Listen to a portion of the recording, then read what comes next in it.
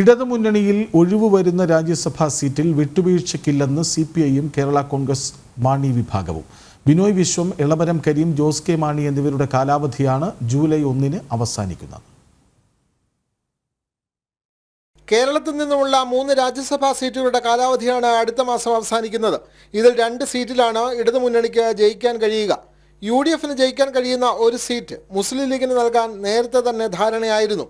CPI സംസ്ഥാന secretary Binoy Viswam, Kerala Congress chairman Jose K Mani, CITU general secretary Elamaram Kareem എന്നിവരുടെ Rajya Sabha കാലാവധിയാണ് July 1-ന് അവസാനിക്കുന്നത്.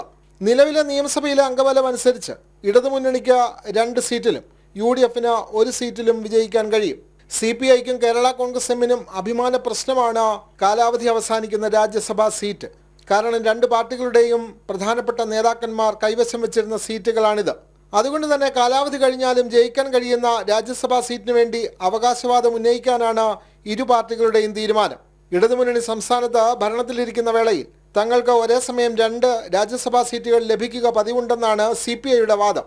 എന്നാൽ തങ്ങൾ ഇടതുമുന്നണിയിലേക്ക് എത്തിയപ്പോൾ മുതൽ രാജ്യസഭാ സീറ്റ് ഉണ്ടായിരുന്നുവെന്നും അതുകൊണ്ട് തന്നെ ജോസ് കെ മാണിക്ക് തന്നെ സീറ്റ് വീണ്ടും നൽകണമെന്നുമാണ് കേരള കോൺഗ്രസ് എമ്മിന്റെ ആവശ്യം. അതേസമയം ജയിക്കാൻ കഴിയുന്ന ഒരു സീറ്റ് ഏറ്റെടുക്കാൻ തന്നെയാണ് CPMന്റെ നീക്കം. രാജ്യസഭാ തെരഞ്ഞെടുപ്പിന്റെ വിജ്ഞാപനം വരുന്നതിന് പിന്നാലെ ഇടതുമുന്നണി യോഗം ചേർന്ന് സീറ്റ് വിഭജന തർക്കം പരിഹരിക്കാനാണ് നീക്കം. എന്നാൽ ലോക്സഭാ സീറ്റിലെ വിജയപരാജയങ്ങൾ രാജ്യസഭാ സീറ്റിലേക്കുള്ള അവകാശവാദ ചർച്ചയെയും സ്വാധീനിക്കും. ജനം, തിരുവനന്തപുരം.